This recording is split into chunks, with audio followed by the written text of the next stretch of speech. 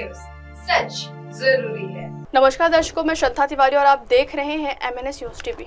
तो आज देखते हैं आज की खास खबर। एक नजर आज की हेडलाइंस की ओर।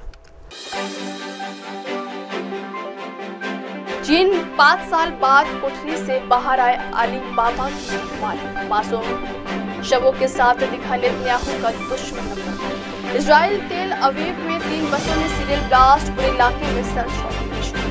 तो आइए देखते हैं खबरें विस्तार से। 5 साल बाद कोठरी से बाहर आए अली बाबा के मालिक। चीन के सबसे चर्चित और कभी बेहद प्रभावशाली उद्यमी जैक मा आखिरकार 5 साल बाद सार्वजनिक रूप से नजर आए हैं।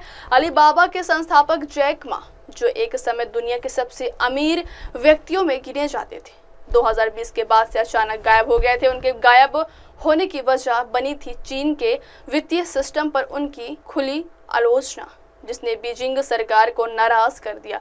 इसके बाद सरकार ने उनकी कंपनियों पर कड़ी कार्रवाई की और जैक मा ने खुद को सार्वजनिक जीवन से दूर कर लिया। लेकिन अब उनकी वापसी कई नई संकेत दे रहे हैं।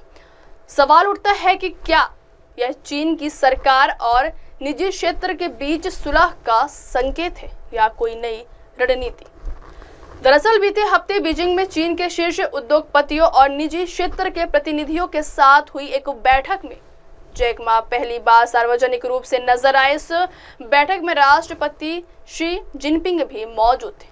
तस्वीरों में जैक मा को पहली पंक्ति में बैठे देखा गया है। हालांकि उन्होंने कोई भाषण नहीं दिए हैं।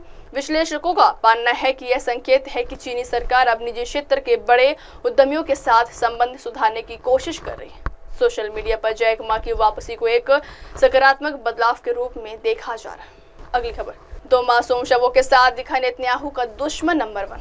हमास का सबसे क्रूर चेहरा माने जाने वाला मोहम्मद अबू वर्दा को 2 मासूम के शव के साथ गाजा में देखा गया। इजरायली मीडिया का कहना है कि वर्दा समझौते के तहत जो शव सौंपे गए उसे हमास की तरफ से लेकर आए थे।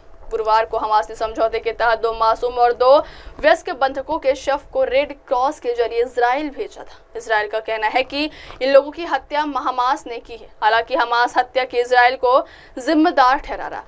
मीडिया की रिपोर्ट के मुताबिक वर्दा को सबसे अगली पंक्ति में देखा गया। एक पत्रकारों से बात करते हुए वर्दा ने कहा कि जब तक यरूशलेम की जमीन को हम वापस नहीं ला पालेंगे तब तक हमास का ऑपरेशन जारी रहेगा। वर्दा हाल ही में इजराइल के चंगुल से छूटकर फिलिस्तीन पहुंचा है।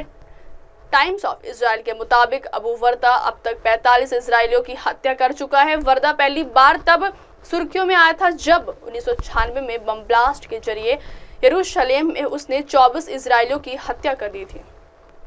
इजराइल ने उसे गिरफ्तार कर लिया, लेकिन समझौतों के तहत वो बाहर निकल गया। अगली खबर, इजराइल तेल अवीव में 3 बसों में सीरियल ब्लास्ट, पूरे इलाके में सर्च ऑपरेशन। इजराइल के तेल अवीव में सीरियल ब्लास्ट हुआ है। 3 बसों में ये धमाका हुआ। अधिकारियों को शक है कि यह एक आतंकवादी हमला है। फिलहाल किसी के घायल होने की सूचना नहीं है।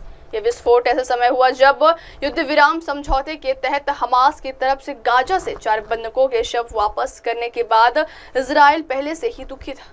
बस विस्फोट 2000 के दशक के फिलिस्तीनी विद्रोह के दौरान बम विस्फोटकों को याद दिलाते हैं, लेकिन ऐसे हमले अब दुर्लभ हैं। पुलिस प्रवक्ता एसआई अहरोनी ने बताया कि 2 अन्य बसों में विस्फोटक पाए गए, लेकिन उनमें विस्फोट नहीं हुआ। इजरायली पुलिस ने कहा कि 5 बम एक जैसे थे और टाइमर से लैस थे। उन्होंने कहा कि अब बम दस्ते ने बिना फटे बमों को निष्क्रिय कर दिया। शहर के मेयर ब्रॉट ने कहा कि यह एक चमत्कार है कि किसी को चोट नहीं आई। उन्होंने कहा कि बसें अपना रूट पूरा करने के बाद खड़ी कर दी गई है। बस कंपनी के प्रमुख ने कहा कि उन्होंने तुरंत सभी बस चालकों को रोकने और जांच करने का आदेश दिया। और फिर कर्नी ने कहा कि एक बार जब उन्हें सुरक्षित पाया गया तो उन्होंने अपने रूट पर फिर से भेज दिया गया। अब वक्त हो चला दर्शकों ब्रेक का। ब्रेक से लौटने के बाद देखिएगा देश और दुनिया की तमाम बड़ी खबरें। बने रहिए MNS न्यूज टीवी पर। नमस्कार। आप देख रहे हैं MNS न्यूज, सच जरूर।